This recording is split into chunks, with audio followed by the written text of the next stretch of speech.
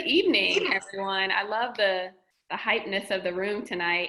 I want to say thank you for joining us, and just as a means of introduction, my name is Tanlecea Mallery, and I'm the Executive Director of Strategic Initiatives and Chief Diversity Officer here at the university, and really excited to participate in this two-part series, State of #BlackUL.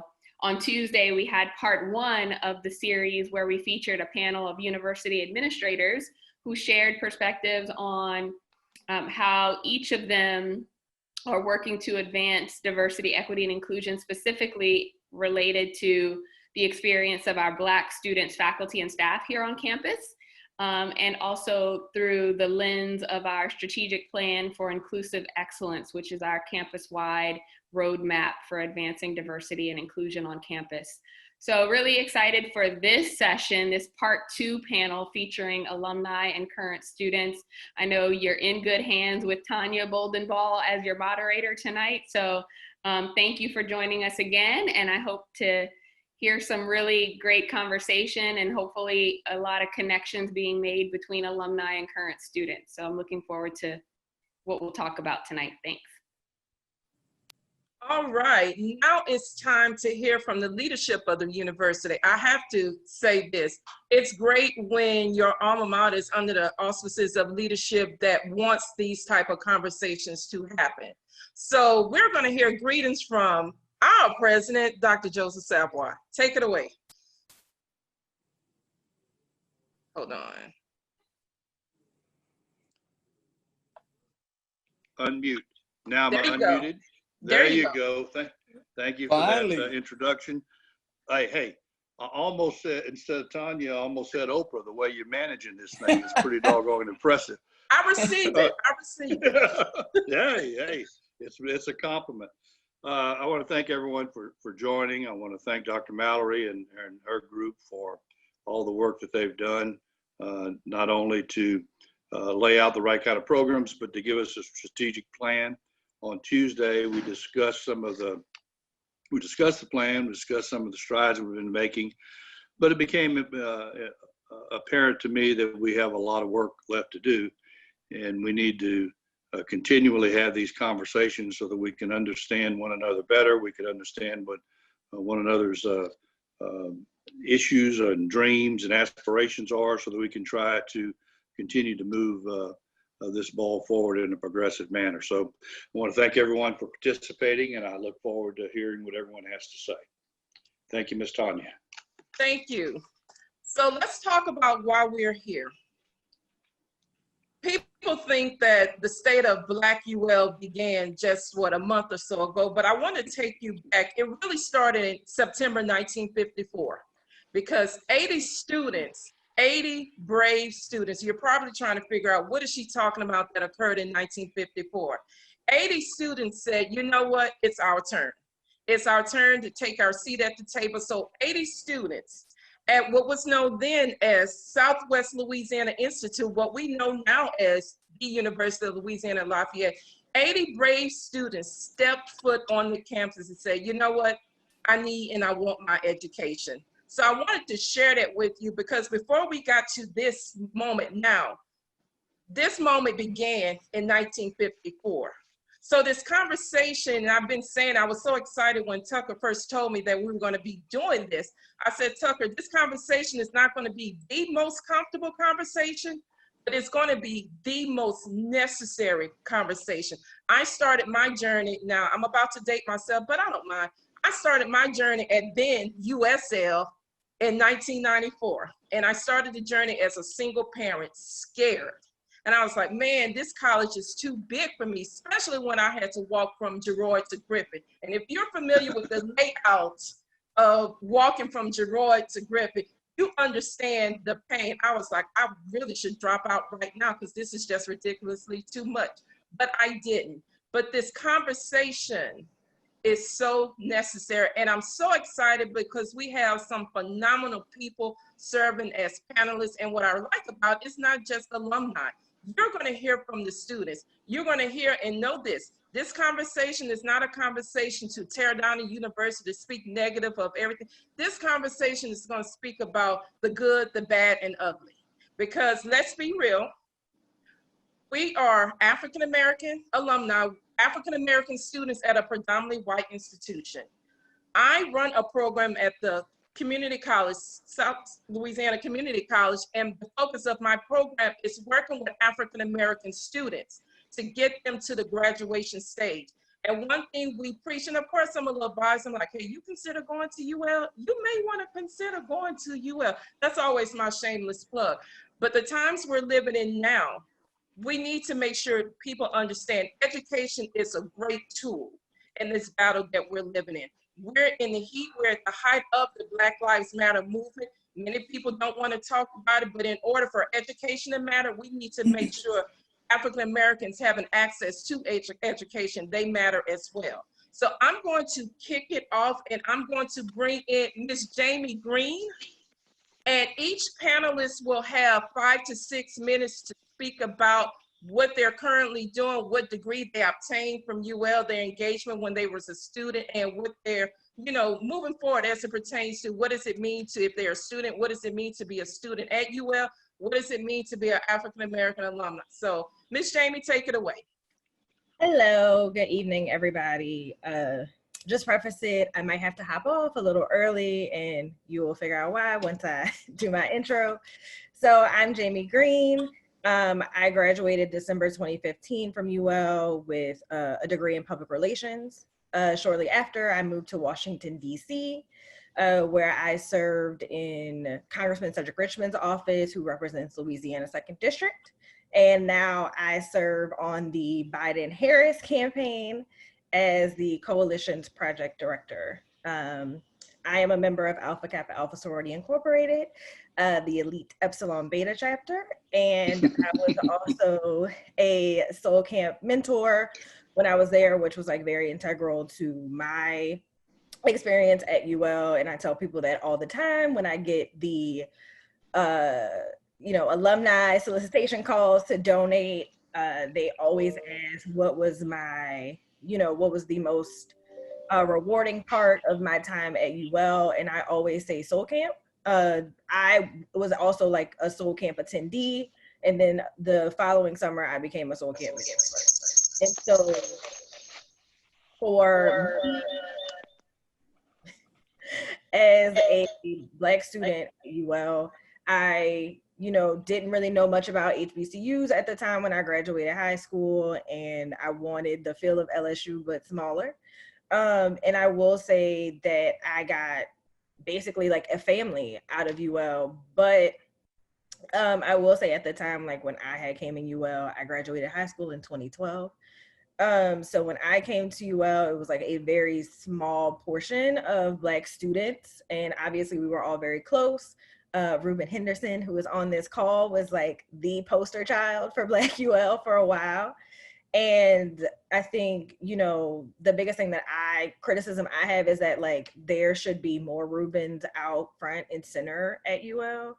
I think at a time like this, when we're talking about the Black Lives Matter movement and Black children and students feeling safe, I think, when they're thinking about choosing a college or university, why should they choose a predominantly white institution over an HBCU?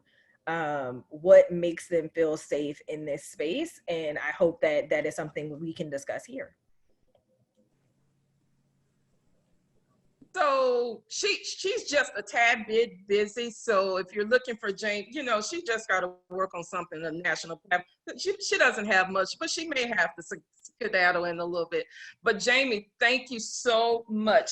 Next, we're going to have our next alum. I had to take a deep breath.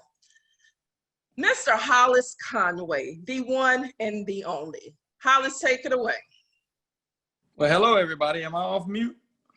Yes. Okay.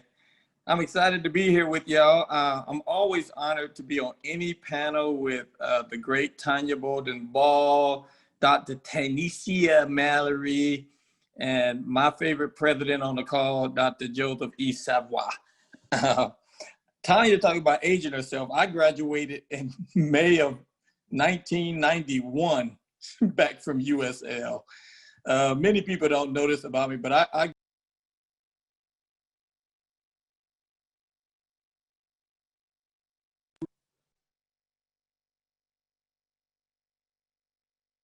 unmute.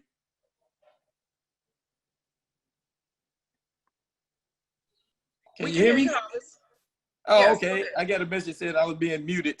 I grew up in some real rough conditions. My mom and dad were often separating, you know, and they moved from Chicago to Detroit to Shreveport.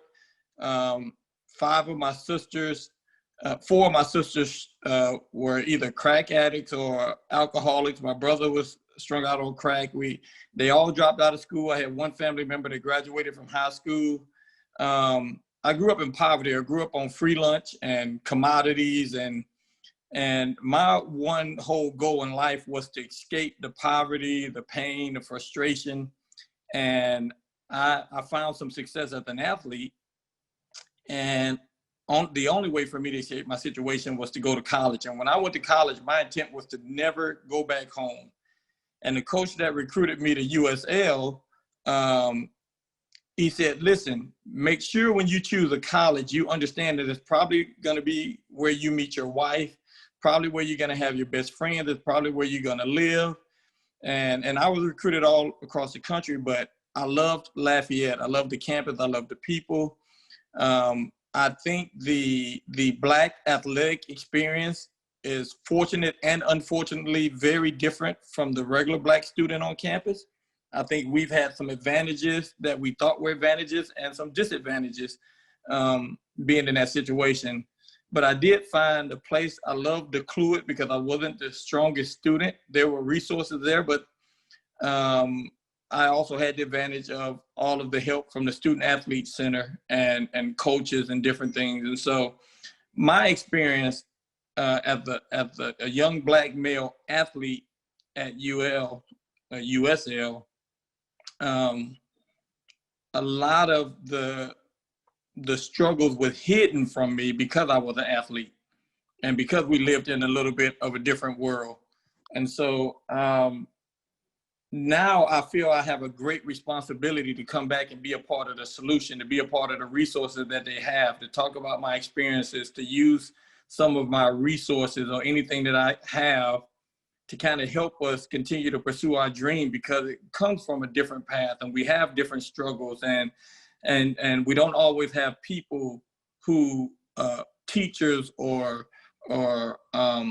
people on campus who can understand where we come from. A real quick story. I remember, you know, I thought I was the most successful athlete at the university at the time as an Olympic athlete.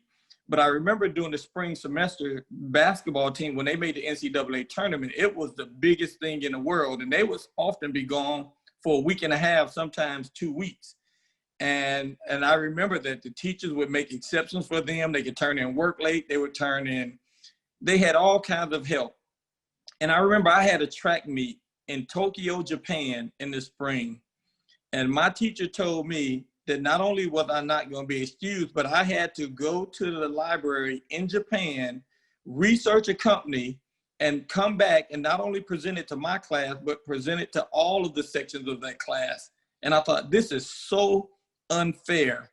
And I just think it doesn't really matter what color you are. When you're a minority in any respect, you feel the burden of the pain of unfairness, of not being able to have the same opportunities of everyone else. And I remember feeling like I was one of the best athletes in the country, but at the same time dealing with the insecurities and the frustrations of not being treated the same as everyone else. And so it doesn't matter who you are or what you're going through. I want to validate that those feelings are real and they must be addressed. We must vocalize them, and we must all be a part of the solution to make sure that everyone behind us has even more equality, equity, opportunity, and everything that they need to pursue all the dreams that they have.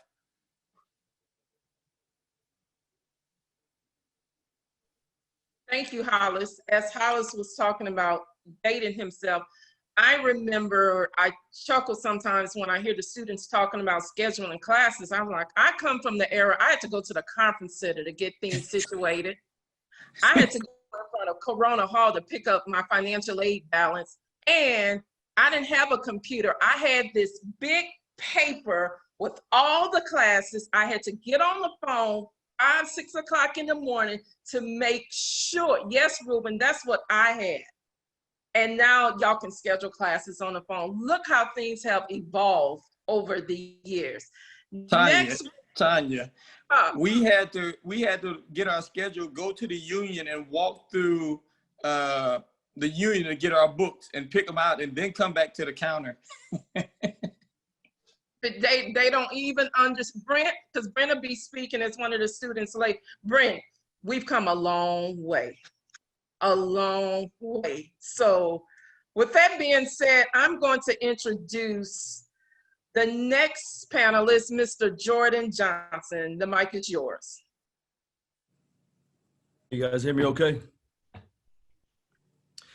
Great evening, everyone. Thank you guys for joining us. It is an honor and a privilege to be asked to be on this panel, this discussion. This is my first one for my university, and I want to thank everyone who had a hand in organizing and orchestrating this. And thank you, Tonya, for leading us tonight.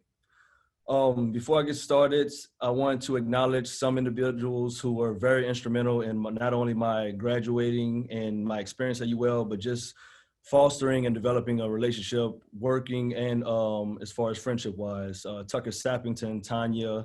At the time, it was Dean Cottenham, Dr. Bowie, one of my old professors, Dr. Stewart. It's just, the list goes on. I had a very phenomenal experience at UL. And before I go too much into it, my name is Jordan Johnson. I'm from Lacombe, Louisiana. That is about 45 minutes from New Orleans, small country town. Graduated in 2012 from BI Business Moody Department in degree in marketing. I am now currently an executive director at my Lacombe Recreation Center in my hometown, wanting to improve the quality of life for not only the kids in this community, but the parents as well, and to kind of challenge them to be and do better, and hopefully be a beacon of light to showcase that and move forward with that. And also proud member of you guys see in the background, Alpha Phi Alpha Fraternity Incorporated. I was also a part of UPC as well while I was there. A host of other different organizations. I had a very, very good experience at UL. And as Tonya alluded to at the beginning, this is not to highlight the only negatives. I have a lot of lifelong friends. I have a lot of connections. I still keep in touch with some of my professors to this day from UL. And I speak all the time, Lafayette is a second home for me.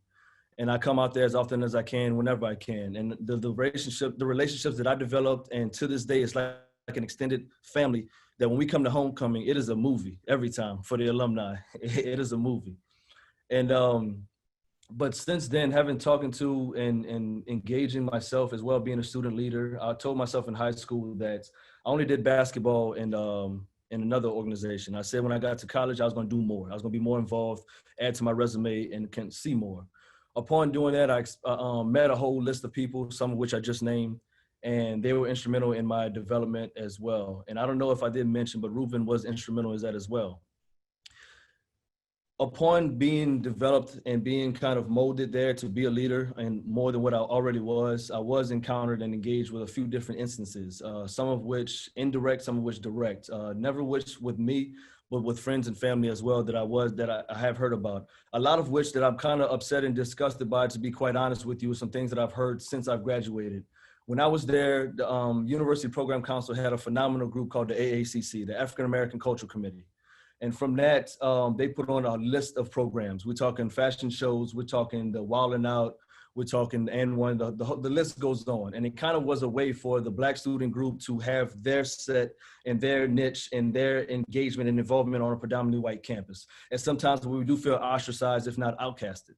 So since then, having talking to some of my younger brothers on the campus, as well as other leaders and administration, big shout out to the younger generation, because they have since made Black Print, they've made the Black Student Union, they've made all these different organizations. But you're also spreading thin the Black student group, which already is on a predominantly white campus, which is something that was already in place. I'm hearing that some of these groups are doing fashion shows now. I'm hearing that some of these groups are doing like pageants or what have you. all of that was under the umbrella of the AACC. So now if that has now been molded and transitioned over into the cultural committee, I want to know, for one, where that funding has gone and where that's gone to, if it's not given to these new student groups. I want to know why that was dissolved. And just like at UL, I want to know why in America that we always have to be the one that have to be inclusive when America is not inclusive of us. And what I mean by that is that we already have the AACC that's not to dictate or disconnect from the other minority groups. We welcome them with open arms. I want to be very clear of that. But by some form and some reason, the Black experience always has to be coupled with something else. So now I heard it's called the Multicultural Committee. Kudos to you. I do not want to take away from that. It's still change, it's still good. But with that change, it's supposed to be change for the better, not change for the different, to where you are opposing things that are already set in place and were already very successful. So that is one of my disconnects. I've also heard about the homecoming moving around. I know that tailgate is not where we had it in the parking lot, but since then it's been kind of jumbled and chess pieced around.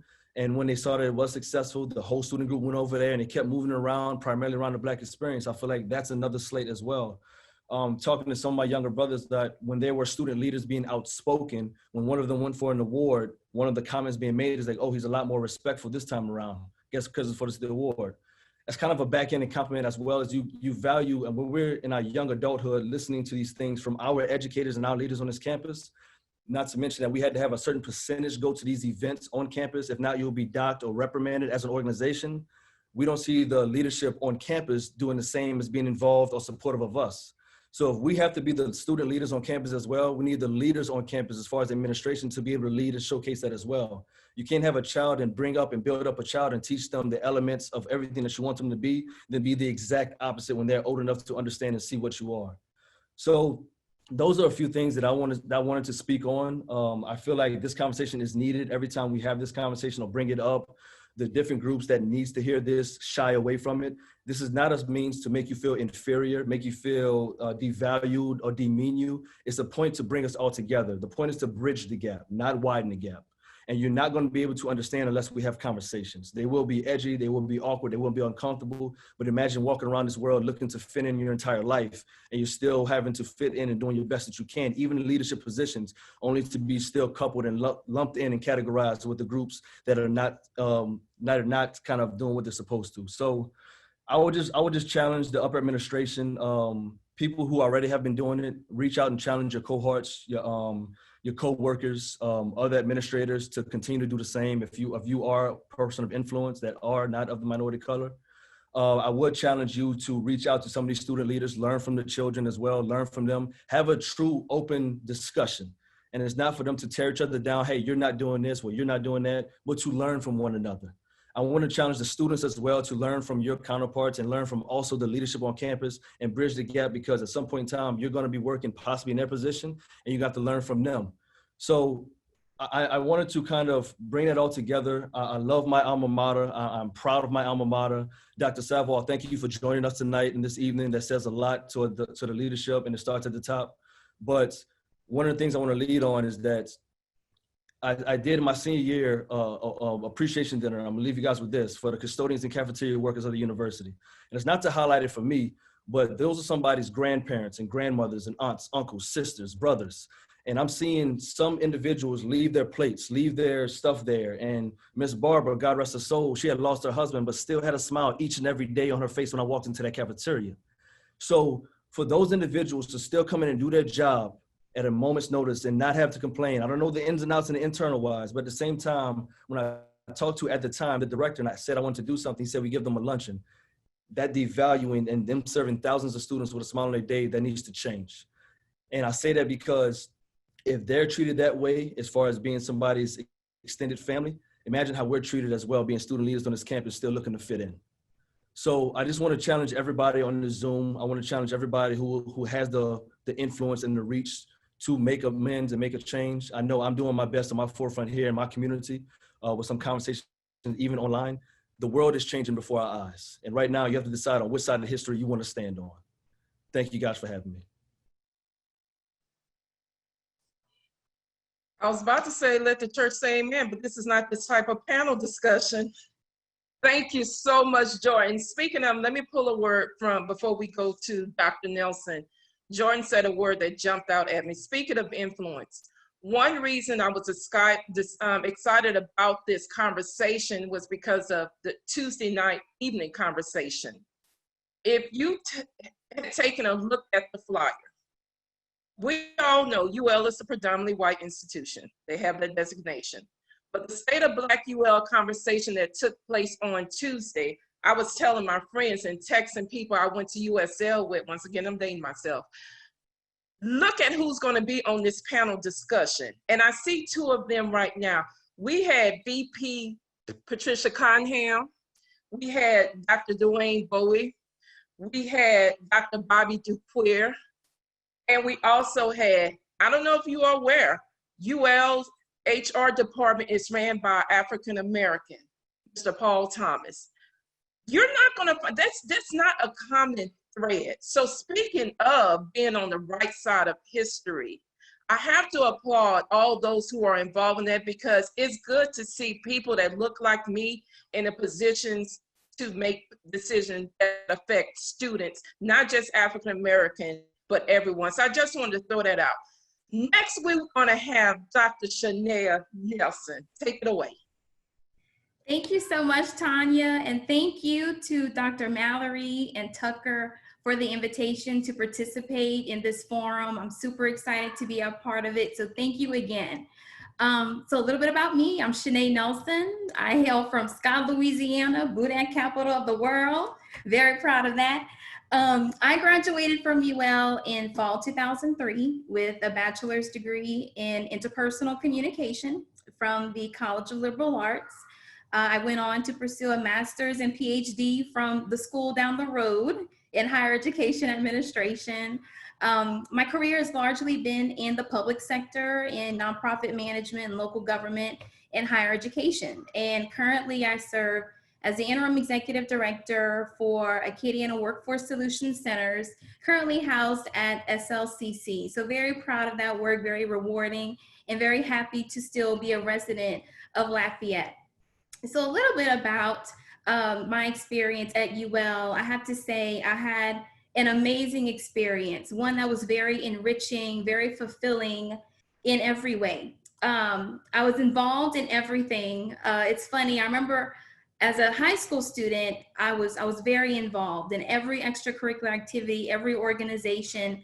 And when I stepped foot at UL, I said, nope, I'm just gonna focus on classes, no organizations. I'm just gonna go to class, work, and go home. Well, I stepped foot on the second floor of the student union in the UPC office with who I would call Dean Anthony Daniel, with other UPC officers at the time, and that changed quickly, like overnight. The first organization that I joined was the African American Culture Committee. I was very involved in planning the union dances and the Black History Month events, and it really became what catapulted me into all the involvement that led after that, with being an Omega Phi Alpha service sorority, became a member of Epsilon Beta, chapter of Alpha Kappa Alpha Sorority Incorporated, SGA, Sigma Gamma Mu, student orientation staff, the list goes on and on. So really my development as a student leader truly was an excellent experience as a result of just stepping foot into the student union and really just getting involved and being embraced by so many of my peers who I'm still able to keep in touch with now and are part of my experience to this day. So very proud of the contributions that I've made there as a student, and in a number of ways have shaped who I am. So absolutely had a wonderful experience as a student there. And thinking about my experience at UL with respect to diversity, equity, inclusion, I really wanted to think about the work of Dr. Mallery's office with the strategic plan for inclusive excellence and how those experiences align with some of those strategic imperatives. So the first one I want to mention is access and success relative to TRIO programs. Let me just tell you, I'm a TRIO baby. TRIO has been a part of me from day one. TRIO was the reason why I chose to attend UL in the first place. As an upward bound student, showing up on campus, taking classes on Saturday mornings, 8 o'clock in Griffin, taking classes, spending my summers there, making so many friends, many of whom I believe are on this call. And truly, TRIO is attributed so much to my success as a student. And so really during that time, I was involved again with Upward Bound, with student support services, with McNair, and it really poured into me and really made all the difference in the experience that I had. They were absolutely paramount throughout my college career. And I actually had an opportunity to work as a staff person. I see Mr. Dolphiny is on the call. Hello, Mr. D. As a counselor with Educational Talent Search. And so TRIO programs have been really good to me. And I just have to say, in some conversations that I've had recently about improvements on campus and initiatives on campus, it just seems to me that TRIO programs are an afterthought for the entire campus. Particularly, I know with the QEP, with the Advanced Initiative, for instance, there's a focus on undergraduate research. I participated as a McNair Scholar in undergraduate research, which I know many other students of color had the opportunity to do that. And in that QEP, I read the 60-page document. McNair is not mentioned one time. And I recently asked the question, I was like, so what's the deal with McNair? Are there plans for coordination with the McNair program? And there was a mention, yes, absolutely, that's something that we would consider. But in my mind, I'm thinking it's something that should have been included in that process because it's an undergraduate research program that focuses on first-generation college students. So again, I just think TRIO programs in terms of access and success for me made all the difference. I actually met my husband through TRIO. I just have to tell you, at a regional conference. Shout out to my hubby if he's on the call. I love you, babe. And we have 2 beautiful TRIO babies. So again, shout out to Mr. Dolphiny, to Dr. Bobby DeQueer, Dr. Connie Broussard, Dale Minix, the entire TRIO family have made all the difference in the world for me. And again, should be a priority in terms of our campus culture. Institutional infrastructure from like the physical side. Speaking about TRIO programs, DeCluett Hall. I saw there was some shout outs about DeCluett Hall in the chat, which is fantastic.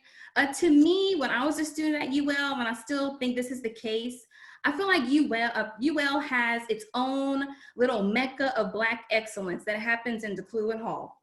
I know for a fact there are a number of engineers, there are doctorates that have come out of DeCluett, and I believe that the majority of Black staff who are on campus are housed in DeCluett Hall. So it really is, again, a mecca of Black excellence, a lot of success from staff and students of color. And I pass by the building all the time. I think it's the 3rd oldest building on campus. I'm seeing all these buildings on campus being renovated and looking beautiful. And DeCluett, not so much. It's not looking so good. And so I just want to bring to the forefront, I think, I don't know where the university is in that process in terms of a full restoration or renovation of that building, but I believe that it's something that should be considered and should be made a priority. The building is right next to the president's house. It is right next to Martin Hall. And I think it should be considered. Again, I'm not sure what the plan is in terms of physical plant on campus, but it's something that should be considered. Also with institutional climate and intergroup relations, I just want to mention again with the African American Culture Committee, I wasn't sure if that was something that was still in place or not, but definitely something that was a really great experience for me.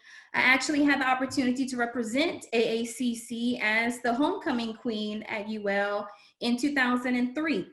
Ironically, and I was sharing with the group earlier, I did my research, I actually pulled out my yearbook, and it says in it that prior to my being selected homecoming queen, it had been 25 years since an African-American homecoming queen had been selected.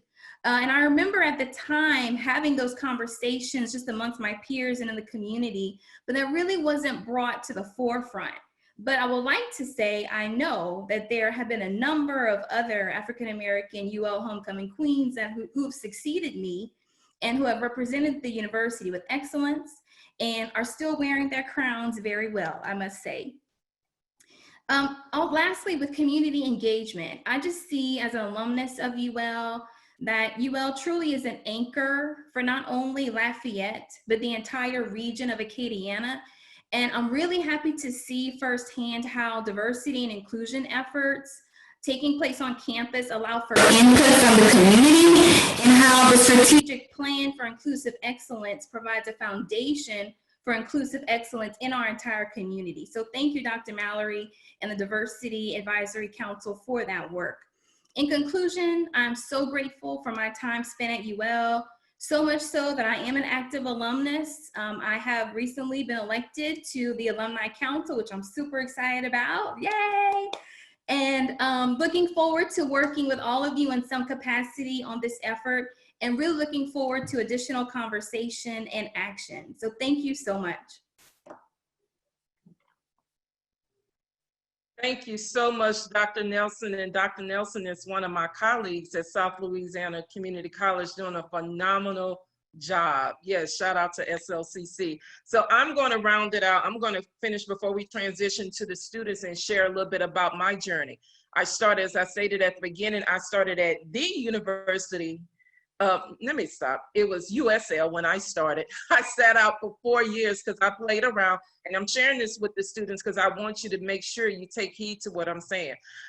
When I realized that I did not need my parents' permission to drop classes, you could not tell me anything. Yes, VP Cottenham, please do not tell my parents I said that. But yes, I thought it was the best thing in the world. However, it caught up with me. But thank God I was able to connect at the time. Of course, she's retired.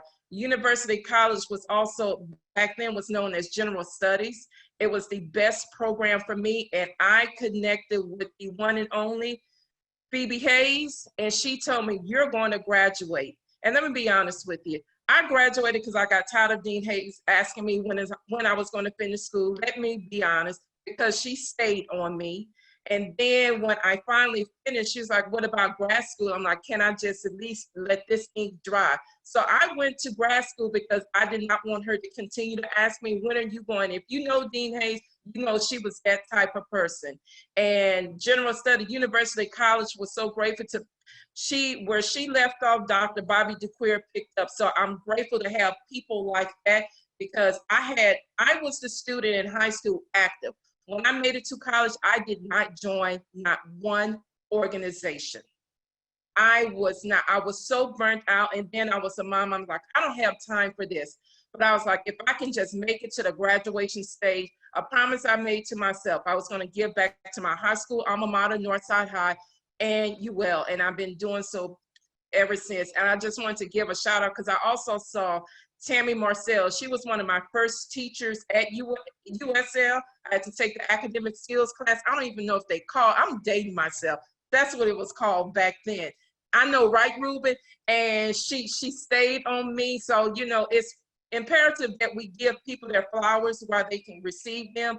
And to the students who are about to speak, as it was stated the other evening, make sure you connect with 1 or 2 people who are on campus.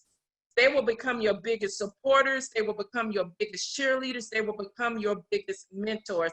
And also, I tell students all the time, whenever you get the opportunity to have a conversation or even greet the president, please do so, because he will remember your name. It's imperative. We have that type of leadership at the university. So please make sure you do that. So now it's time to hear from these students. I'm so excited about this part.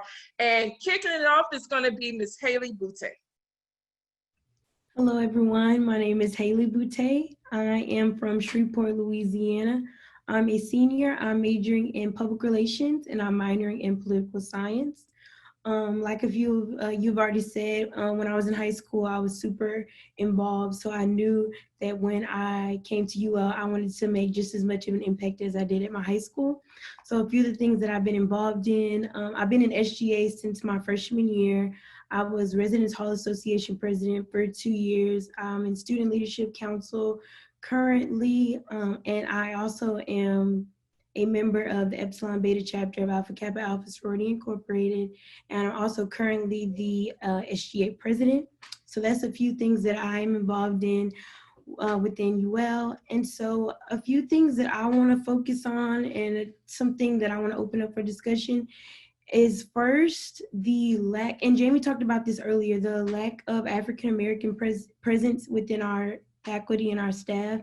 I think representation is super, super important for our students. We see the same African American faculty and staff for all of our, basically all of our UL career. Like, I've only had one African American professor. She was really good and she made such a great impact on me. But I've only had one, and I feel like if I had more, it would have made my process in school go by a lot smoother, and I could have made like a lot more connections, because when people look like you, like, they understand your experiences and the things that you go through. And so as far as the student engagement and leadership side of things, Ruben, Mr. Matt, like, people like that, it just seems like they're everybody's mentor, and that's great. And I don't want to discredit them or take away from them, because they do a good job. But I think it's important that we see more representation for our students, because I think that's so important. And we say that all the time, and I'm just going to keep saying it because it is important. Like, and I want to keep saying it until there's actually a change. So that was one thing that I wanted to say. The second thing is more on the MPHC side of things.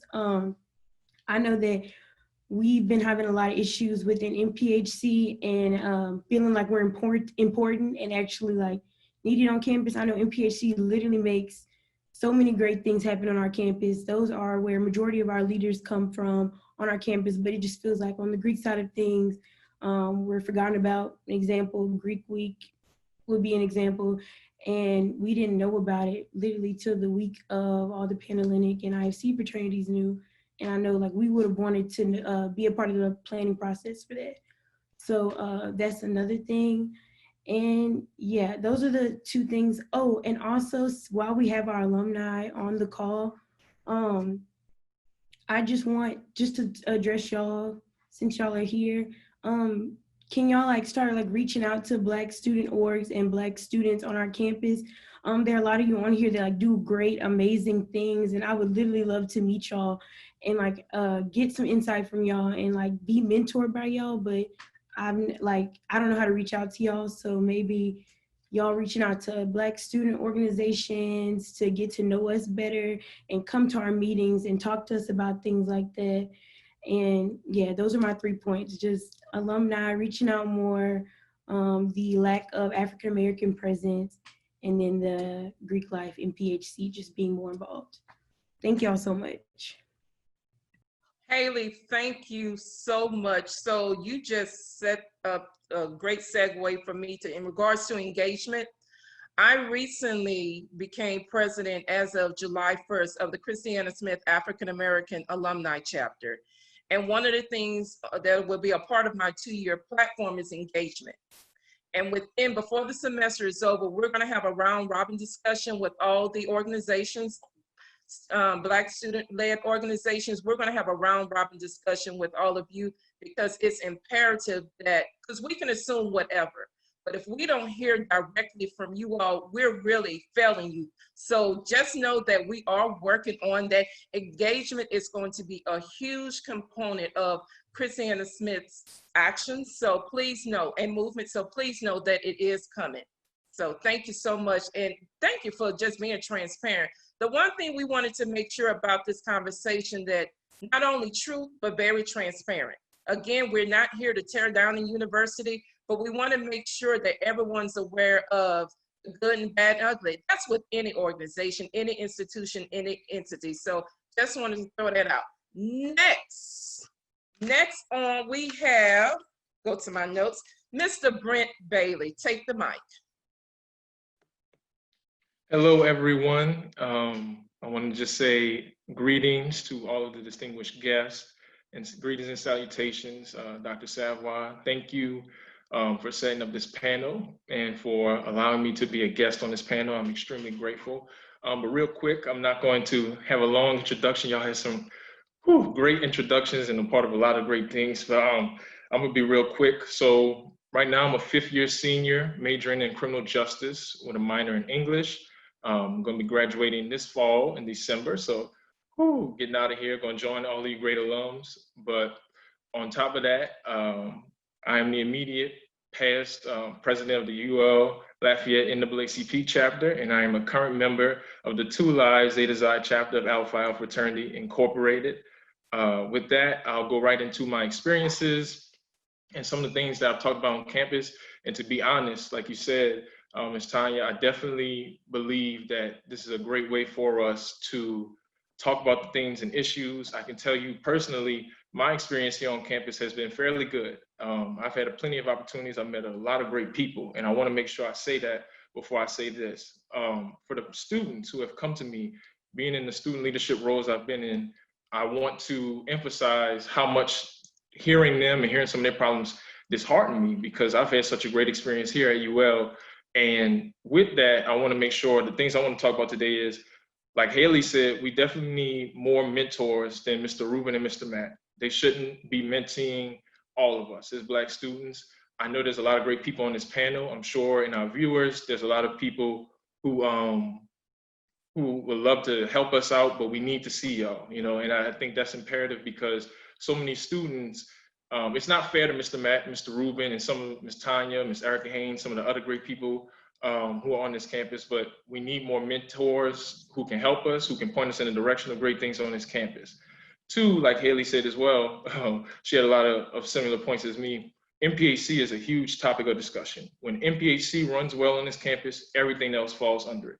I think the biggest thing is allowing us to have some type of role in who is the next MPAC advisor, making sure that MPAC advisor is Black. If not Black, someone who is an ally, knows the issues, knows the things that we've been through, and can help us and relate to us on a lot of different levels on the campus side. The next thing and last thing I want to talk about, I brought it up in a few of our meetings in the summer, was our Title IX, making sure that we are protecting not just women, but all the students, but specifically, I want to make sure we're protecting women on campus with Title IX restrictions. I know that's been a big thing nationally with the rollbacks, but I want to make sure we at least bring that up. I know y'all said the HR director is someone who's an African-American as well, but at least get some type of direction into what we can do as students to better some of the things on campus and make sure that we're doing all that we can to protect our students on this campus. So with that being said, that's all, but thank you for the time.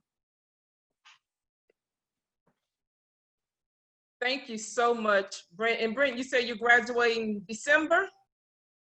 Yes, in December. I'm out of here. Okay, so you're going to be out of the university, then you're going to come over to the Christiana Smith Alumni. That's what you said, right? Okay, I think that's what I thought. Yes. I thought so. And Brent said something that, and I failed to mention. One thing that the Christiana Smith African American Alumni Chapter do is we award scholarships to 5th-year seniors. If you have ever had a child in college or connected to someone in higher ed, you will know that financial aid does not run the full 4 years, depending upon the caseload. So, and I see Candace shaking her head because you know exactly what I'm talking about. So it's imperative, speaking of involvement, that we begin to invest in our students, especially those who are at the brink about to cross over in the graduation status, because sometimes we'll lose students because they have to sit out because they don't have the financial means and the support. So I just wanted to throw that out, and I'm so glad Brent stated that he was about to finish, but yes, we have a lot of work to do. Closing this discussion out, Mr. Artavion Cook, are you ready? Yes, I'm ready. The mic is yours. Can you hear me? Yes, we can hear you. Okay, my name is Artavion Cook. I'm a senior majoring in biology. minoring in chemistry and psychology, and I'll be graduating in December. I'm not sure why I forgot that, but I'll be graduating in December. I plan on attending medical school afterwards. I'm involved in AFA. I was involved in the Black Student Union for a few years. I also am a part of Feed, Clothe, Serve. And also I was a part of NAACP. My topic is going to probably be a little bit different than Hailey's and Brent's, because I wanted to like specifically talk about an experience that I had on campus. When visiting, like the bookstore or whatever, I have been, there have been multiple occasions where, I would just be walking around trying to, figure out what I needed to get for a class or whatever. And the entire way through the bookstore, I was followed. And I would say probably most of the times I have visited the bookstore, I've been followed around by white workers. I'm not sure if they thought that, I was going to steal something, but it made me extremely uncomfortable. Another experience I wanted to talk about was an experience that I had in the classroom. It wasn't more so, it wasn't anything that the professor did. It was actually a group of students. And I wanted to say this just to like give people an example of what, a lot of Black students experience on campus. I was in a group, being a biology major, there's been multiple occasions where I would be the only Black person in the classroom. And I was in a group with 3 other white students. And I can't really remember what exactly the question that the professor asked us, but it was something where we had to like work in a group and come up with the answer or whatever. And me being the person that I have always been, I always read a chapter before I go to class, just so I'll kind of know what's going on or whatever. And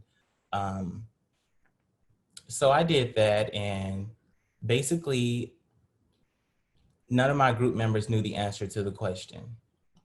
I knew the answer to the question and I told them the answer, but I was completely ignored. Like it was just brushed aside, like I didn't say anything. So, I was thinking, okay, maybe they didn't hear me. So I said it again, and they looked at me, they looked at each other, and like they literally just went on about their day. Like they would not acknowledge me. And this wasn't the first time. There had been multiple times where they would, leave me out of conversations. They wouldn't include me in conversations, and they, it's like basically they didn't see me. It's like I was invisible to them. And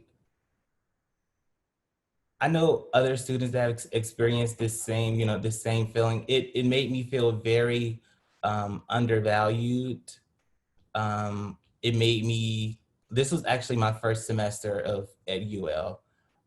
I literally changed my major because I didn't see any, like Hailey taught, like Hailey said, there were no Black, I don't think there's any Black biology professors, not one. After 4 years of being at UL, I finally received my first Black professor, and he wasn't a professor, he was a TA, a microbiology teacher. And I just felt like that was something that I should say, because a lot of times people don't realize that the experience that Black students have at UL isn't the same experience that, our white peers have. But that's all I have to say.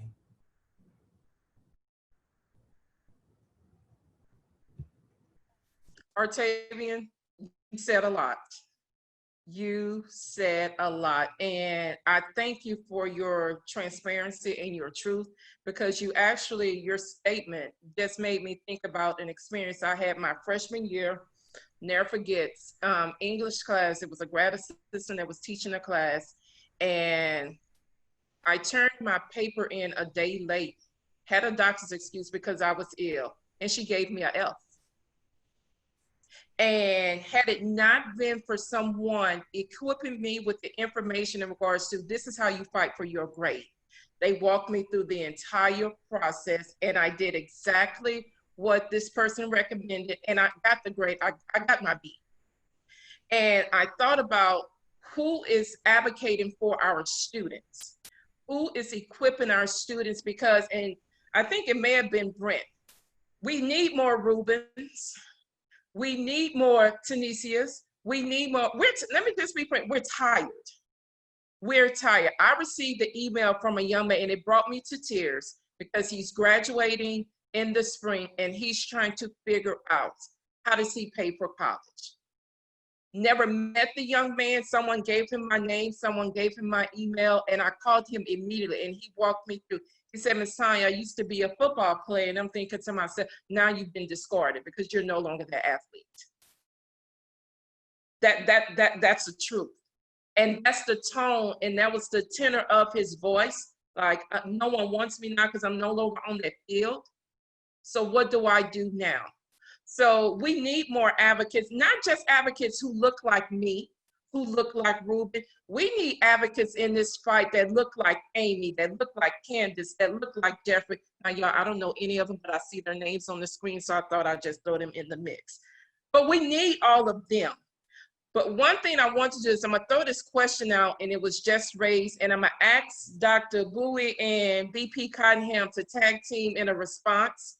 And if Dr. DeQueer is still on here, I would like for her to chime in.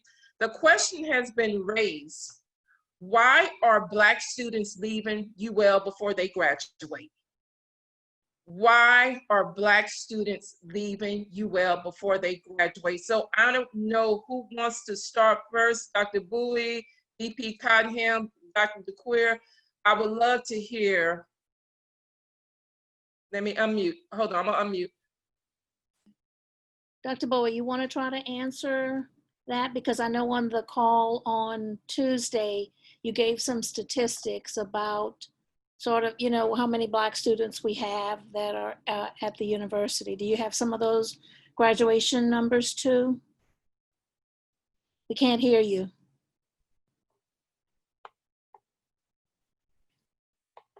Dwayne, can y'all hear him? No. Put your, He got the remedial doctorate. yeah. Mute yourself, Hollis. Y'all hear me now? Yeah. Yes, yes. I'll talk to you later, Hollis, about that one. But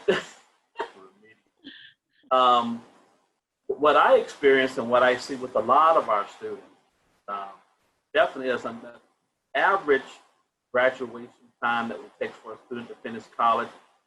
It's actually 5 to 6 years that you'll see.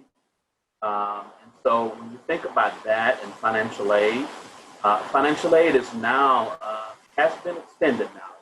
It won't last you 4 years, but it will last you, like for the Pell Grant, 6 years, okay?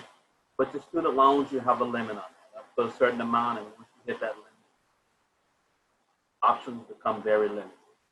And that's what I see with students who are able to at least stick it out. If we can get them beyond, when we get them around 60 hours plus, that's when we know fight and try to stick it out. But then often it becomes a battle with finance. Enough finances to last them until they can graduate. And then what begins to happen for those who are struggling financially, they begin to then try to look for other sources of income, and it often becomes work. And then when work comes into play, you see them starting to work 30 plus hours a week. And then that also interferes with their ability to graduate on time as well.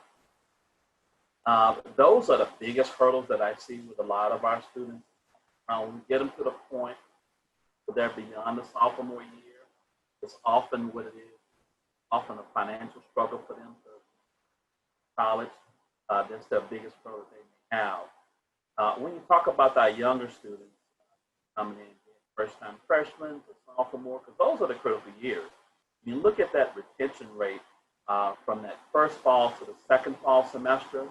On our campus, we lose about 24% of our students. And let me tell you something, that number is nationally competitive. It's a good number, you know?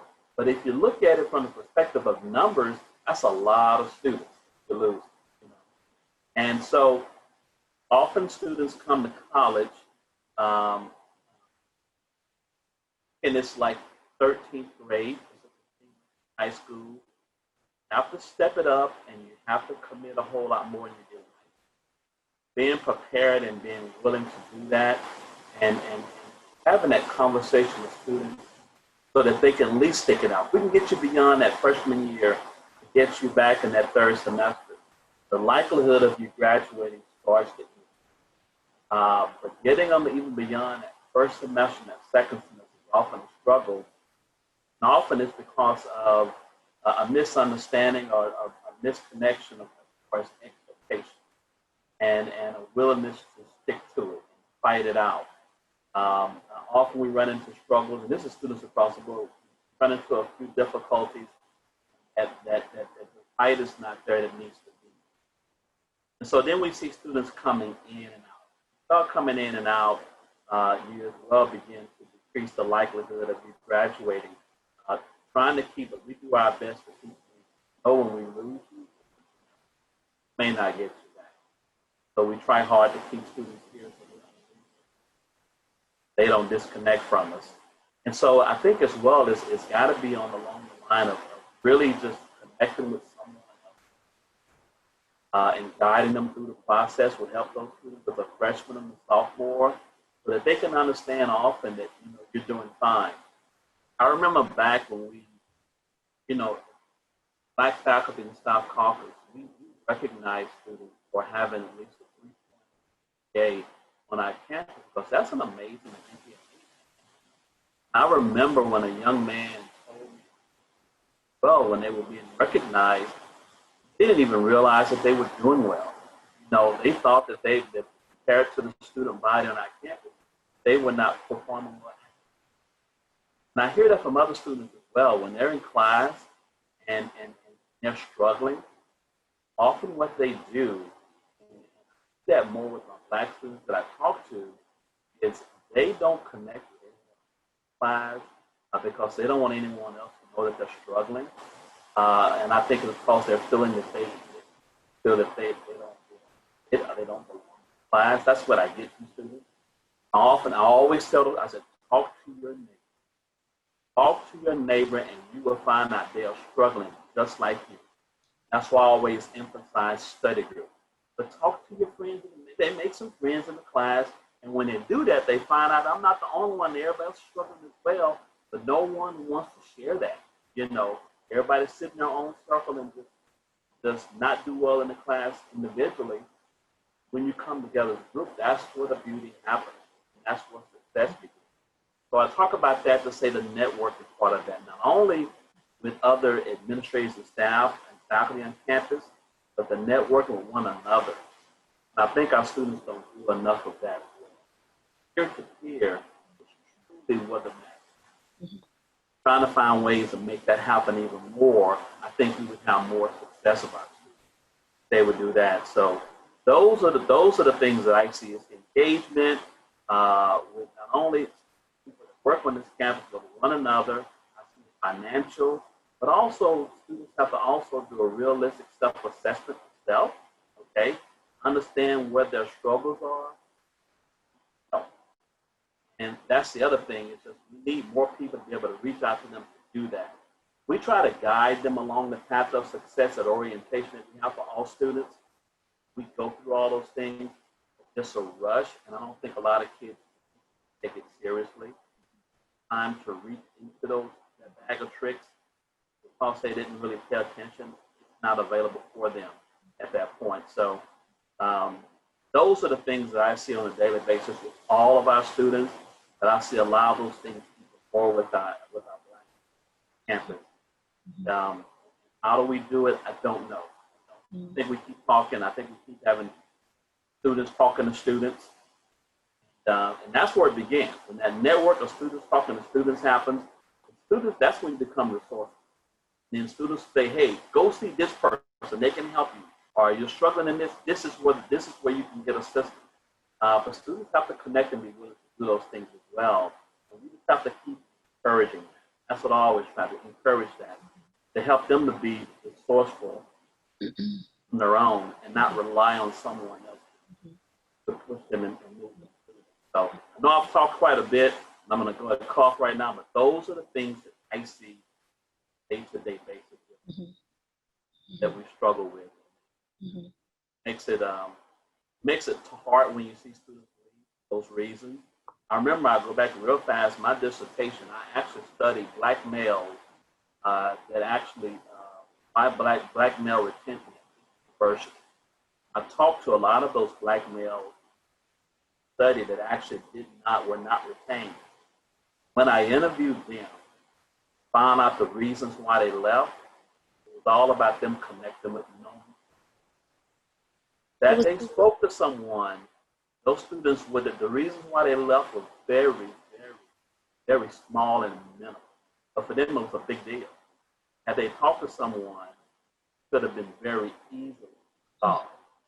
Very easy. Thank you. Dwayne, I heard most of that. I don't know if you guys had a hard time hearing Dwayne. I'm sorry, my volume was messed up. I apologize. Well, we're going to have to get him a new computer or something, because I just wanted to add that I agree with Dr. Boutte. Most of the times when I speak to students, their biggest issue is financial, or that they have to, help at home.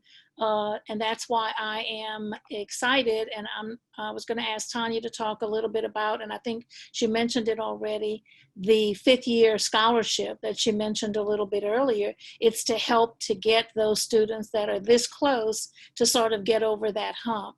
The other thing is, over the years, we have talked more and more about these, we have some completer programs on campus for students that are not that far away from graduating, but had to leave because they either ran out of financial aid or they had to go home and, help there. And so we do have, and I know Dr. DeQueer is on this call, but she's having, I think, some issues maybe with her mic or hearing, but I was going to ask her to talk about the one that she has in her college, because I know that she's been reaching out to students who were within a certain amount of hours for them to earn their degree. So can you hear us, Bobby? Is she still on, Tonya? She can't hear. Okay, so I just know that we have reached out to students who were, close to earning their degrees, where we could work with them. Many of them have gone away and they're working, and maybe they can sort of fit it into their lives. So we have seen this issue and we have started to address it. And I think we need to continue to do that. The president has talked about, being able to provide some financial assistance for those students, to try to encourage them to be able to come back and complete their degrees too. So we're having conversations. I'm here. I can hear you all. You just can't see me. I'm having trouble with my video. Okay. Just kind of to kind of talk about what Dwayne talked about. I agree. A lot of it has to do with finances. So many of our students that come, African-American students who come to the university, are first generation and low income based on Pell Grant criteria. And many of them wind up dropping out because of those reasons. They either work too much to try and pay their bills and stay in school, or what I found, because for a long time I worked in student support services and I worked with the LS LAMP program, so I worked with students who were in STEM curriculums. So if they were in STEM curriculums, if they didn't connect with the right people on campus, if they didn't have those mentors, if they didn't have TRIO there to help them to navigate the culture of the academy, those students would not have been successful. They have to have someone in place to help them to navigate, especially those STEM areas. And so we find that many of those students that start out in STEM actually drop out, or they eventually come over to general studies to complete their degree. And it could be for a variety of reasons. I've heard stories like what Artavion, and I hope I'm pronouncing your name right, said earlier on the call that they totally felt lost in those classrooms, especially in the STEM arena, where they were the only Blacks in those classrooms. And so that can be very isolating and discouraging. And I think that happens a lot to our students on our campus, and that's unfortunate. And DeCluitt Hall has certainly served as a refuge and as a resource for those students, and we're happy to be there. In terms of a completer program, general studies, our ground program, the brick and mortar program, is a completer program. Freshman students don't opt to be a general studies major as a freshman unless they really push to have that because they know that they want to do something and there is no curriculum on campus that actually caters to what it is they want to do. The other program, Pat, that you're talking about is our adult completers program. And that program is for students who are 25 years or older. They've completed at least 45 hours of coursework. If they're transferring in, they have to have a 2.2 GPA. And those students are eligible for that online program that we have. And we've had since 2017. I think the other night I said we had 75 graduates. We graduated 75 people in our first year in that program. That sort of speaks to the number of people out there with college, with college credit and no degree. Our very first semester, we graduated, I think maybe 8 students. Some students that had 3 hours left, but left school because of a variety of reasons. But I encourage students to certainly reach out. I used to be in the union all the time, and when we were involved in UPC, and then the younger people came on board, and you want to give them an opportunity. That's what succession is about, right? Giving Ruben and giving Margarita and giving Matthew and all those young people an opportunity to mentor, but it's not that we don't want to mentor. I welcome students to my building, to my office at any time. I'm willing to sit and talk with you. The programs the TRIO programs actually does give grant aid to students. So it's a resource for students and a resource that maybe some students don't know about. And I want to thank Shanea for giving a shout out to those programs on our campus, because we certainly have been a refuge for many students and will continue to do so. That is basically, my take on what's happening with students. I've reached out to Dwayne, and Dwayne has always been so supportive. When I've had a senior who's about to drop out and he says, okay, send them over here, let me talk to them.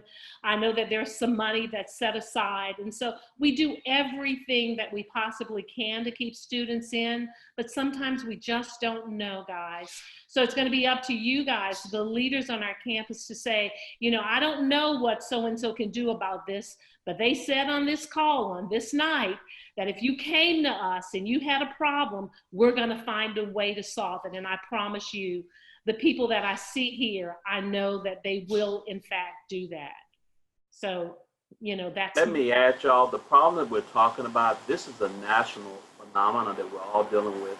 When you talk about cost and affordability for higher education, when you look at our tuition and fee, our room and board, it is really comparable and even on the low end when you look at schools like us across the nation. But still, we see students on our campus that struggle to make ends meet. Give you an idea so I can give you some real numbers so you understand what we're talking about.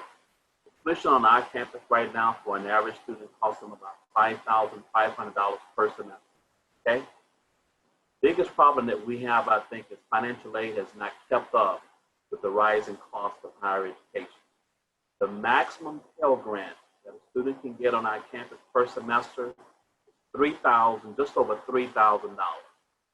The gap between tuition and fees, max Pell Grant. The max Pell Grant goes to your most needy students. Okay, those are your students on the lowest income spectrum on this campus. Their Pell Grant doesn't cover their tuition and fees.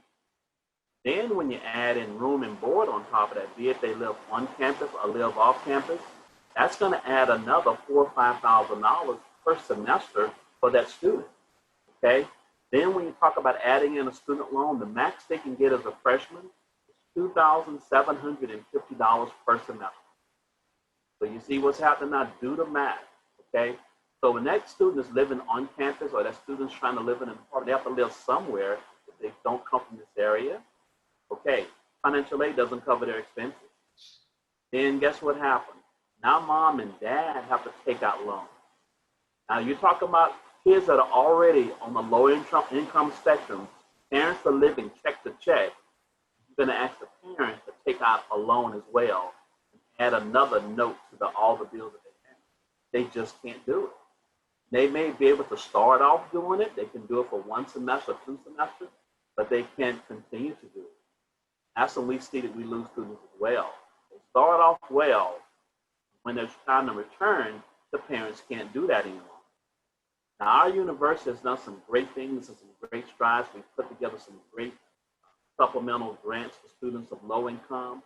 We've done a great job of that, y'all.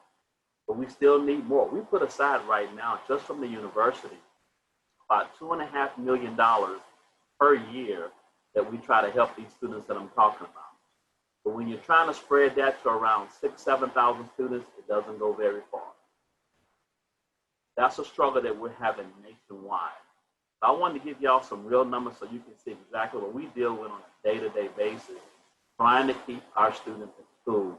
They come in my office all the time, and it comes down often to, you know, everything that I have as a resource I've given. Now we got to call mom and dad, and they're saying, I can't do it. And not take out a loan. And even if I apply for this loan, I won't be approved. You know, then what do we do? Mm-hmm. Those kids end up going. That's what we see. Mm-hmm. I just wanted to add to what Dr. Bowie said. I know I've talked to parents too that really want to help their children, but they really can't afford to pay back the parent loan that has to be paid back while the student is in school. It's not like the Stafford loans and some of the other loans that are deferred.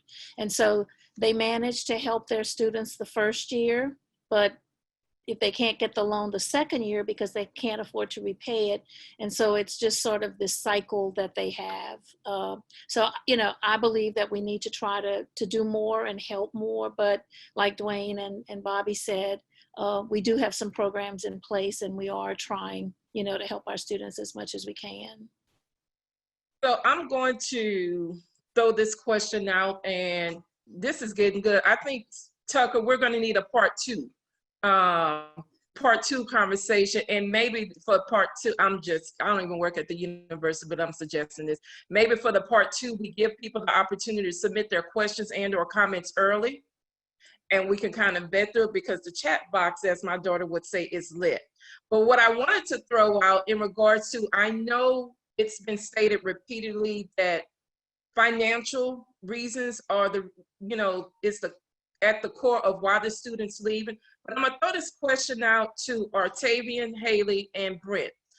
Do you think, or are you familiar with any conversations where students have told you that, you know what, I'm leaving this university because I feel as an African-American student, I don't fit in.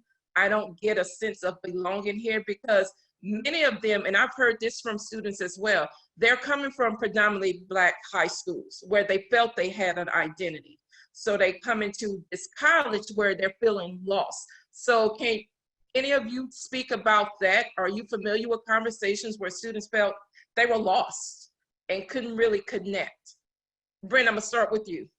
Oh, definitely, I agree. To Miss Bobby, Dr. Bowie, Ms. Cottenham, I definitely want to say, while finances and these numbers and statistics are important, it's important that we talk about the serious issues here and some of the things that I think are very serious, according to what I've heard from those student groups who may have not felt important to why they haven't stood here the whole 4 years. It's more than just the finances as well. It's advisors who have helped. And even though it's our job as students to control how and when we graduate, in a sense, it's also a lot of students who have been misguided by advisors who supposedly are doing this in their own time. So I want to say that's one of the biggest things I want to talk about. Professors. A lot of us have talked about there aren't enough minority professors, Black professors in certain departments to help us out and understand and cater to our needs. And then some of the things, and one of the biggest things I want to hone in on, is end of the year surveys. So one of the biggest things I've had since being a student here is at the end of each semester, I get sent these emails time and time again about how can we, what did you think about your professor and all these great things? What do you want to fix? And then one semester I didn't fill it out and they stopped emailing me. And one of the biggest things I think, if we want true change, if we want to help minority students, if this is about the actual state of Black UL beyond finances, is talking about how do we talk about those professors without critiquing them and sounding like, oh, just because I had a bad grade, that professor, or we're not going to pay attention to that student because that student had a bad grade. They must have just be going off. No, there's actual professors and advisors here who do railroad us off the track of success, who do impede on Black students in particular's progress at this university. And I think that has to be talked about specifically as to why you're seeing Black students, you're seeing these students not finishing in 4 years, you're seeing all of this. It's because of some things like that. On top of finances, I agree, but it's also because of some of the impediments we have as minority students on this campus. Okay. Hailey, Artavion, would you like to add anything to that? I have never had anybody come to me and say I left because I didn't feel seen, but I could tell students leaving because they would go to HBCUs once they left UL. And I guess they feel like they weren't seen, and I guess they didn't feel like the culture that they wanted to once they got here. So I definitely say we just need to do a better job with like letting African-American students know like what type of programs that we do have that can help them succeed and things like that, because they don't know. And if they don't know, then the first thing that they want to do and the first thing that comes to their mind is, okay, I'm leaving, like there's nothing here for me. But if we had somebody here that would be like, no, like all you have to do is this, or we have this program here to help you, then people will be more willing to stay. Okay. Y'all, let me just go ahead and say we're gonna have to have a part 2 because we have 6 minutes and counting, and y'all texting my phone with more questions and comments, and T-Mobile said that is enough. No, I'm joking. We do see that there's a need, and I will say, because several people mentioned financial aid. Working in higher ed at the community college, the conversation has to start before they actually get to our campuses. And I think this is where it's imperative that the relationship building between the colleges and the high schools, because I'll use this case in point. We started doing college day at my high school alma mater, Northside High. We invite the parents as well. Many of these students are starting college as first generation college students. We have to do a better job. I mean, we as communities, as alum, we have to make sure we're doing a better job of educating the parents. We can't expect them to know everything. And we shouldn't put all that pressure on, and we shouldn't always tell them, go to www, find it yourself. Because many times they get overwhelmed. You know what, I don't even want to look at this. But I agree with Hailey, if we can start connecting these students, maybe some type of mentoring program with college students to the high school, not big brothers, big sisters type of deal, but really bridging that gap, because we have to do it now before they get on our campuses, because we're losing them. They become overwhelmed, they don't want to do it, and they become discouraged. So I just wanted to throw that out, that the conversation has to start before. And I will say, just from listening to the students, the university has come a long way as it pertains to student engagement, bridging that gap. Now, when I was there, and I know Shawan was on the call, the group that you were talking about, Jordan, African American, help me out. Culture Committee? Yes. I remember Shawan was with that. Now we have Black Male Leadership Association that Ruben started, 2012, Black Women Leadership Association. I'm using those two organizations as an example because the students were crying out for more help as it pertains to leadership development and cultivation, not connected to Greek fraternity sorority life. They wanted something specific. So now you're starting to see, we're hearing, and Jordan, I'm throwing this out because what you were saying earlier in regards to the many organizations, and students are able now to find their niche. Maybe I'm not ready for that fraternity sorority life, but I can get into, SGA or NAACP or Black Student Union. There's a plethora, and that's the one thing I love about UL.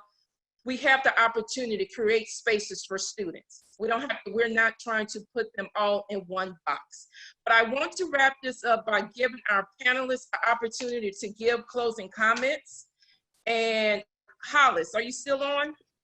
Yes, I am. Okay, I'm gonna start with you and give your closing comments. Well, real quickly, I just wanted to say two quick things. I think Brent brought it up, but Tonya, you mentioned it, that we need to connect with our students and make ourselves available. I saw a lot of people putting their contact information on there, mine is on there, but a lot of times, even beyond the financial and all those other situations, we need to help walk students through these things when they're discouraged. You know, when I was there were families that actually adopted me and took me over for meals, and I had a family away from home. And so I know that myself, and I can speak for a lot of you on this call, we're willing to do that and be a part of the solution. And I think through the Christiana Smith, we're gonna, in your 2 years, we're gonna make a great effort into catching some of these students as they come in and grabbing them and making connections. And as we grow this thing, I think it'll help. The other thing I want to mention is a big shout out to Dr. Mallery, because a lot of people don't know the work that she's putting in to answer those questions about minority professors and reaching into those spaces where they're void of diversity, but also going back and creating pathways back into high schools and creating ways to grow those areas. There's a lot of work that's being done that may not always go recognized, but we see it, and we're unfortunately we're not there yet.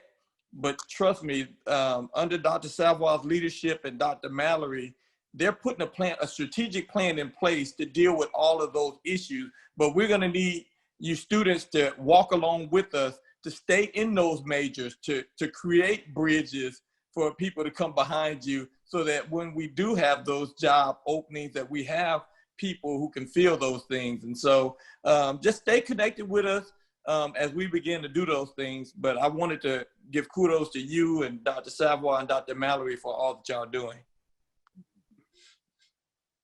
Thank you, Hollis. Jordan Johnson, you're up next. Yes, I want to first of all thank everybody for allowing me to be a part of this, and thank you for the attendance of everything, of everyone attending, excuse me. What a few things I just want to close up on is that we foster all these relationships, of course, and I think there's the bridge that we're all working to bridge the gap. And one of the things that I know, that being a part of the Divine Nine, I know that Brent and I think Hailey brought up Greek Week. When we were there, I want to make sure that I reference this. I had a phenomenal time, great experience. I see one of my older alumnus, Candace from AOPI, of course. We had some fun. But I know that with that, that's the stroll lines, that we have to incorporate IFC and NPC, of course, into teaching them a stroll. That's one of the things that is sacred to our organization. So important to basically teach them that as well, to be, a way of uniting. There's a disconnect on that as well, because I feel like there's other ways that we can still be inclusive and helpful with one another, not taking away from that experience, but that is something that is sacred to the Divine Nine Greeks. And of course, for us to have to open up and teach that and be reprimanded in a sense, it's kind of backing you into a corner.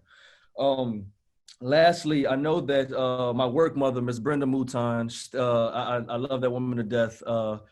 I cannot say enough, but having worked there in the financial aid office in Foster Hall, I would run different errands on campus, and one of which is the Cluett Hall. Many of individuals on here, McNair program, what have you. I learned and met a lot of individuals from working for Ms. Brenda, and her and Dean Cottonham were like mothers to me on campus. But I say that because for that building to harbor and have majority of our Black faculty and staff in it and not be one of the top focal points of renovations, I feel like is an issue for me as well. So when you're going in there and I'm hearing the floor squeaking, I'm seeing window units as far as AC, and all of them are welcoming any student that comes in of any ethnicity with open arms. But for them to be able to work in those conditions, I know that UL is renovating a lot of their buildings. I want to give them kudos to that. But I feel like that needs to be the top of the list as well, because if we're not feeling valuable or we're not feeling inclusive as far as all the programs, as far as the events, and then we're seeing our Black faculty and staff not being inclusive as far as their working environment, you got to think about that being the recipe on top of finances for our Black students leaving and going to HBCUs and other areas and other universities. You have to take immense to that. And lastly, I want to also say that we know that we have a lot of leaders come from everywhere, and I'm gonna close with this. But namely, of course, what's going on, me being in the recreation sector, I had a lot of indirect and direct mentors having go through this this current job that I'm in. You guys are aware of what's going on with the Lafayette Recreation Centers as well. And I hold my comments on the current mayor because certain things that I've said that I've seen online, I don't really delve in politics, but working in this sector, you be proactive for many different ways. For you to wait for this pandemic to say that your course of action is to shut down the rec centers, there's no way, shape, or form that is allowed or that is going to be accepted by myself, having worked in this sector. So I'm not going to accept that as far as being a leader. So if you're going to be a leader of not only Lafayette, but of your community, and as far as something as important as that, you be proactive ahead of time and you take the initiative to find alternative ways to make sure you save the one place outside of school that's going to help our children who in part turn into leaders on your campus, being one of the focal points on UL. So I want to say that because we have a lot of individuals that come from Lafayette that are leaders that come to those Lafayette rec centers, and for either the university as well as the administration and anybody else as well to be able to be vocal about that is just as important and just as much a necessity as this talk, as us working together, and as improving the state of affairs and the quality of life on UL's campus. So I want to make sure that we are a part of that as well, and I want to make sure that our university is a part of that, because that is right up the road from us. So we can't have children from the north side, Acadiana High, Lafayette High, coming to your university when you're watching these recreation centers fall to its utter demise as well. So I'm gonna end it right there. But for me, seeing it from afar and me doing what I can, I'm 2 hours away and working with alumni behind the scenes. That needs to be a focal point as well, to see how the university can be embedded as well before it's privatized as one of its options, which is unacceptable as well. So I want to say thank you and kudos to our president for staying on, for all the administration, for all the staff, the students, for any and everybody that's asked questions. I agree with a part two, but I want to thank you guys for having me. Thank you guys for allowing me to speak, and thank you guys for thinking about me for this panel, and blessings to all of you. Thank you so much, Jordan. I met Jordan when he was, I think I was either emceeing or being a judge for one of the 50 Million Miss Black and Gold pageants. I was tag team, and to see Jordan on his journey now makes my heart smile. We are all in water, literally, but he's doing great things. I'm so proud of you, Jordan. Dr. Nelson. Yes, well, thank you again for the invitation to participate this evening. Thank you all for engaging with us. Thank you for your leadership, Dr. Savoy and Dr. Mallery, for even giving us the space to have this conversation. Just to recap, and looking at the chat, I see that definitely putting TRIO programs at the forefront, I think, is something in terms of action in my mind and next steps. Making sure that all students are aware of those resources, and also a running theme that's come up in terms of mentorship and that sense of community. And I think really is the responsibility, as Hollis mentioned, to really grab those students at the very beginning so that they feel that sense of belonging, I think, can make all the difference truly in making a determination whether someone would continue to pursue their education at UL through to completion or choose to transfer. And so I think those are crucial points. And again, shout out to the DeCluitt family. I don't know if there's a campaign I need to start, but I'm determined. I want to see DeCluitt renovated. There are too many wonderful resources and things happening, amazing people in that building. Just really, let's pay attention to the physical. Let's do it up. I think it's time. Okay. And also to Jordan's point with community engagement, thank you for bringing up the parks. I think, again, with the work that's happening with diversity and inclusion and inclusive excellence in the community, I think we can even take it a step further and really establishing a role of activism in these kinds of community efforts and concerns. because again, it is right up the road, and again, UL is the anchor. And so in my mind, it's okay to have a voice about what's happening around campus, because it absolutely has a direct impact to the campus environment and to the students that we ultimately serve. So again, super excited for the part 2, hopefully. We'll love to be a part of it. Thank you again, and hope to continue the conversation. Thank you, Dr. Nelson. Halley Boutte. Okay, thank y'all so much for giving me this platform today. I really appreciated being invited. I was nervous at first, y'all, I'm not even gonna lie, but thank y'all so much. I'm glad I was able to talk about the things that we have going on at the university, and also talk to our alumni that we have here. And thank y'all so much for putting y'all's contact information in the chat. That means so much to me, because that means that y'all want to build a relationship with us as students. And so that means so much to me. And then hopefully from this call, action is taken. We're able to build relationships between the Black students and the Black alumni, and also that the university takes action as well on the things that we talked about in this call. So thank you guys so much. Thank you, Hailey. Brent. Thank you again. As everyone has said, it was, I had a great time on this panel. I enjoyed everyone's input. I'm so grateful to be a part of this, and just looking forward to a part 2 if there is. I think everybody wants to, at this point, to continue conversations and action, most importantly. I just want to leave you with a few things. The strategic plan, I brought it with me. I know Dr. Mallery, I don't know if she's still on, but I brought it with me, and I wanted to make this note of it. When it was first created, the only student on there was Miss Jakia Steele. I know Jakia fairly well. She's very well at that time, because she's graduated since, but she was very well acclimated onto campus. What I want to say is going forward, because I see that that's been brought up in 2 days ago panel and tonight's panel a few times, we have to be included. I know Dr. Bowie, I know they're talking about all these resources, all these things. They have to be visible. Yes, students want them, and they have to be more than visible besides just an email that's sent out to everyone. It has to be visible on the stand front of when I see you, when I come to your office. We need to know all of these things, and I appreciate everyone in the chat room as well, leaving links, sources, numbers, emails. We definitely want to keep track of all those things and stay in contact. I know as a student leader with Alpha and just with NAACP, we're trying our best to make sure we're on a community level and also on a campus level. So I thank you all for that. And again, please, if there's a part 2, I'd love to come back in and chime in. So thank you.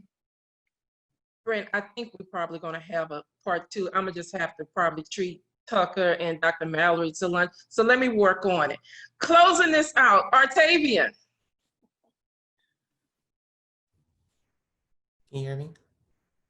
Yes. I just wanted to thank you all for inviting me. I was very, very, very nervous. I was texting Hailey right before, and I was like, oh my God, what I'm gonna say.